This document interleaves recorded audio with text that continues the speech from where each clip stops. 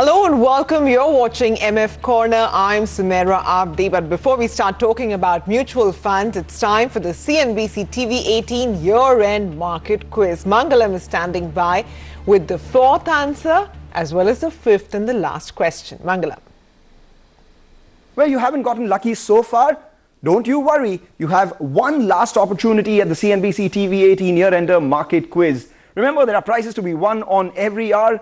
And now this is the last question. Before we move on, actually, let's answer the previous question. How many companies in the BSE 500 index have delivered an ROE of 25% or more in each of the past 5 years? Yes, it was a tricky question. We gave you options 12, 17, 23 and 31. Whether you calculated it, knew it or just guessed it, 17 would have been the right answer. You got it? Great. If you didn't, it's your last chance for this quiz. The fifth question is, which of these companies spent the most on R&D as a percentage of income on an average in the past 5 years? Your options are A. Kaplan Point, B. Dr. Reddy's, C. Hindustan Aeronautics and D. Lupin. Remember, send us all your answers on Twitter, post them as a comment on the question read on CNBC TV 18 News, use the hashtag CNBC TV 18 Market Quiz, and this is your last chance to win an exciting prize today. Mangalam, thanks very much. So guys, don't miss this opportunity. It's your last chance to win a prize. Okay, now for mutual funds. And 2020 has proved to be quite a dampener really for mutual fund investors. Though it did start off on a high note, investors had poured in savings. And, towards the end, what we have seen is just consistent outflows. In fact, I think July onwards, it was just negative numbers that kept coming in. There were three big issues that caused a lot of heartburn this year. So the most outrage was reserved for the winding up of the 6 managed credit schemes by Franklin Templeton India, which was managing assets in excess of 25,000 crores. The Yes Bank 81 issue, where the Reserve Bank moved to write down the value to zero, also hurt investor sentiment in quite a bit. The outrage continued when the same was repeated with Lakshmi Vilas Bank. In fact, the Franklin episode saw 22,000 crore rupees of redemptions from debt funds in just 3 days, when the entire size of the category at that time was just about 1 lakh crore. So that's almost a quarter, right? But, things did stabilize for the debt category by June. But that's when the equity side started misbehaving.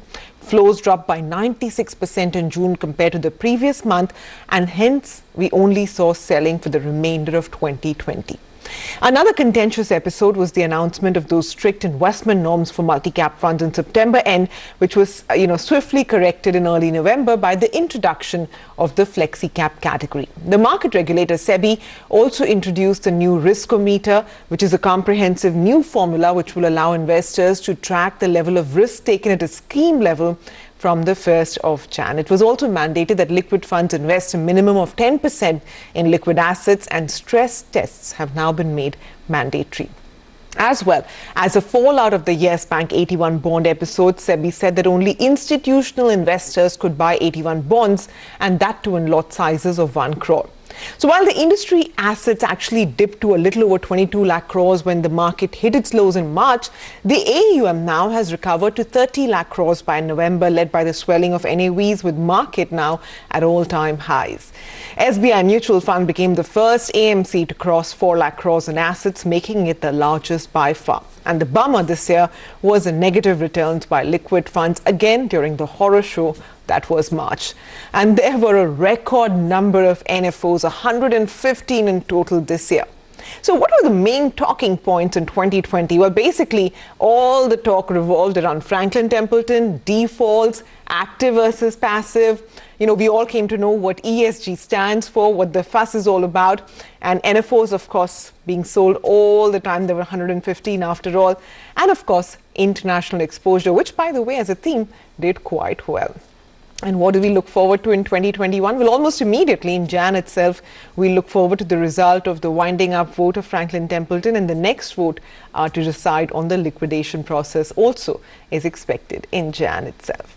So that was 2020, and now we look forward to 2021. I hope it fares a lot better, not just for mutual fund investors, but for everybody. On that note, let me invite my two experts for today, Tarun Birani, founder and CEO of TBNG Capital Advisors, and Pankaj Mathpal, CFP and Managing Director at Optima Money Managers. Gentlemen, thanks very much for joining in. And I start off by wishing you, your colleagues, your family, everybody a very, very happy investors, happy new year. And of course, your investors too. So before we get started with answering queries, Pankaj, anything you want to forget about very, very desperately from 2020? No, I think it's been a great year for learning. Investors must have learned many things like having patience, or if I talk about the financial planning, importance of contingency planning, because many investors or many individuals, they faced a lot of problem related to cash flow management. So I think it's a great year as far as learning is concerned. We face difficulties, no doubt, but if we learn from this and for the future, definitely this will be a better things we can think of. Very good thing, actually. You know, look at the glass half full, right? Not half empty. There's something good that's come out of 2020. Tarun, what about you? Anything you've learned or you want to forget? What do you look forward to in 2021? Yes. So, Sumaira, according to me, 2020 was a classic year of behavior testing. And I think investors' behaviors have been tested so beautifully in this year. Whatever we keep teaching, talking, counseling our investors, have long-term, have don't panic at the drawdowns of equity. All these came so true. Look at March 2020, where we saw at 30% drawdown. Come today, we are already up 50% from that level. So this year has been a roller coaster, and only people who have temperamentally behaved correctly have won this race. Otherwise, many of them have actually been sitting on the sideline and waiting for the markets to correct. That's right. So forget about timing, focus on your investing behavior. Okay, with that, let's answer some queries. Vijay Javrekar, he's actually sent me this query on Instagram. So he's, I'm guessing, a merchant navy officer, because he's, requesting advice for them. So he says that the officers, engineers of, the merchant navy are given salaries in dollar terms, right? So he says for a cadet, it starts with, like, say, $350 a month, and moves on to $10,800 for a captain, $16,500 for a captain, chief engineer, etc. So he now wants to know, how should this money be invested, either in the US or the Indian market? Which is the way to go about it, Tarun? Yes. So first of all, Sumaira, I think like all investors, or for anyone, merchant navy professionals should first focus on making a financial plan for themselves, because I feel that is one area where most of us get into random investing, just making investing based on how markets are behaving. So my first advice to them would be to create a very strong plan for themselves, and maybe financial freedom, because compared to any other profession, the risk levels are much higher in a merchant navy job. At least the time span of job again is lesser compared to any other business or job. So my suggestion to them would be to start working on towards their financial freedom. Yes. Now talking about the products, yes, they need to do a detailed suitability analysis for themselves, defining the risk tolerance, long-term, short-term, medium-term goals which they foresee for themselves. In terms of products, I treat them more like an NRI investor. So like for NRI, the best debt investments is nothing but a NRE FD, because that is a tax-free income one can earn. And if they have a long-term horizon, I would strongly recommend to look at emerging market like India, where they should focus most of their investment, because I see most of them retiring back to India. So they need to create a nest egg back in India. So investing in India, and again, I see in the current environment, rupee might appreciate compared to dollar. What we have seen in last 5 years, that trend may change in next 2 to 3 years. So it would be a great idea to park most of their assets in India. for global assets, there are a lot of global opportunity funds are available now in India. So maybe they can use that route to park their funds. Yeah. Okay, so Vijay, that's the advice for you. I hope you were listening in. Well, another big trend that we noticed in 2020 was the multi-asset fund. So Raj Arora has written in from Goa. He says he invested 11 lakhs in the iPru multi-asset fund. And he says he's incurring losses now. He wants to know whether to redeem it or move the money to some other fund. Pankaj. So where I see this multi-asset category means that the fund invests in multiple assets like equity, debt, as well as gold. So if investor is expecting returns of equity in the past, that is not possible. These schemes are basically have a moderate risk and moderate returns you can expect from such schemes. If you see the scheme return, the particular ICICI Prudential multi-asset fund in last 1 year, has delivered around 10%. If you see last 10 years even, around 10% it has delivered. A CAGR I'm talking about. And if you see last 6 months, the scheme has delivered 21%. So I don't see the scheme has not performed well. So maybe that investor invested at certain time and they are seeing that point-to-point returns when he invested in that market when it was at a peak, and then I don't know, means otherwise if I can see 6 months return, I can see 1 year, 5 years, 7 year, everywhere you can see returns are consistent and good. And second question, whether investor should exit, I'll say fund is good, scheme is good, and they should stay invested in this scheme. If they want to go, that this investor or anybody want to go in a different category, different objective is there, that's a different thing. But otherwise, as far as multi-asset category or a hybrid category is concerned, this is a wonderful scheme, performing very good. So my advice that you should stay invested in this. Okay, up next, and this is an interesting query, and in fact, this is a query that we've gotten very, very often over the last few days. Dhaval has written in from Mumbai. He wants to know if it's a good time to invest in mid or small cap funds. He has a good risk appetite, he says, and he also adds that whether you recommend the NFO of the Axis Situation Funds. He says he knows that the NFO is closed, but he would still like to invest in it, once it's the NFO period, of course, is over.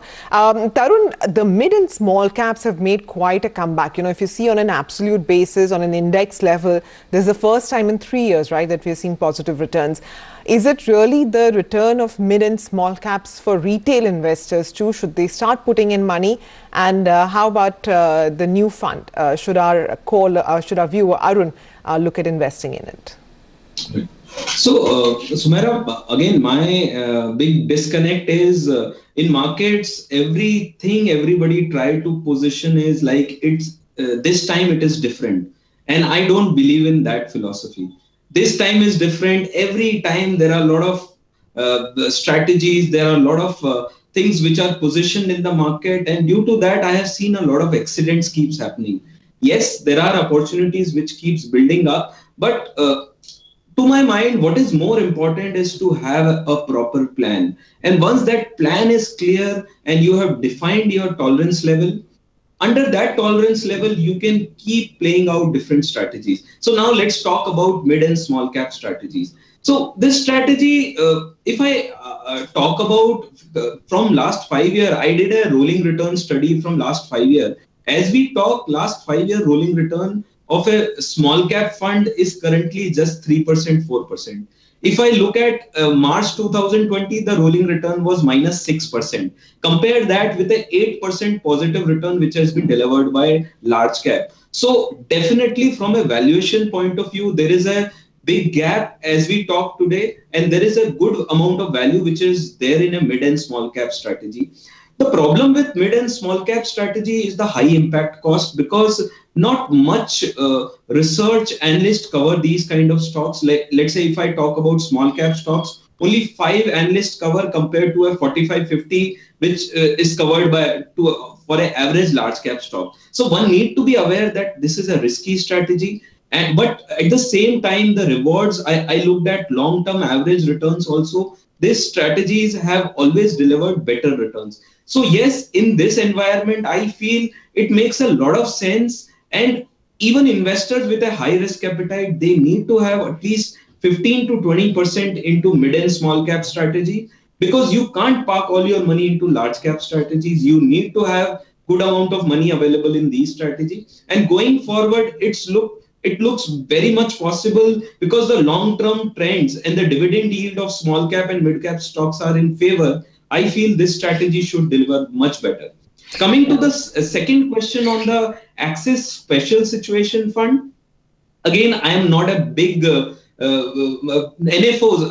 I don't like NFOs too much, because I feel if the themes are available very well in the existing funds, there's no need to get into new funds. Let them, those funds demonstrate for itself a quality about them, then only we should look at them. But this fund has a very, very different lineage, and I want to share that, because this fund is actually looking at a disruption theme. They are looking at strategies and more tech-enabled disruptions, which they are seeing currently. And one more unique thing about this fund is a 30% investment goes into global equities. That is also a positive about this fund. But my suggestion is wait for a year, see how it works, then get into it rather than jumping it right now. All right, Dhaval, that's the advice for you. A quick break. Our two experts, Pankaj and Tarun, stay on with us, and they'll answer some more queries on the other side. Stay tuned.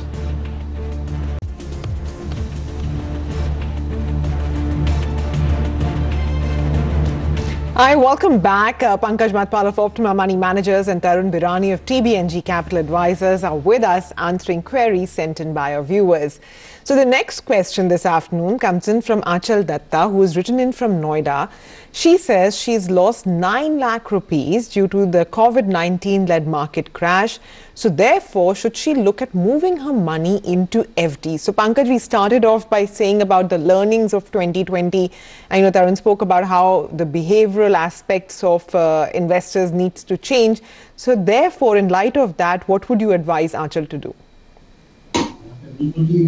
Mera, we have seen that in the month of March, definitely the situation was very different. And after that, in last 9 months, the kind of returns we have seen from equity market are totally different. So if investor has lost money, it is only that because of the behavior, maybe that invested when the market was at peak, and then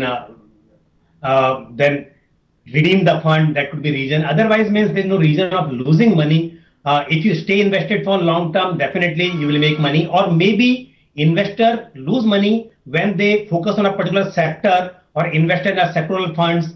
But if you invest through diversified equity mutual funds in equity market, then chances of losing money are very less, especially in long term. So now to this investor, my suggestion that you stay invested for long term. If you move to FD now, at current rate, what we are getting from this fixed deposit, it is very difficult to recover the loss even.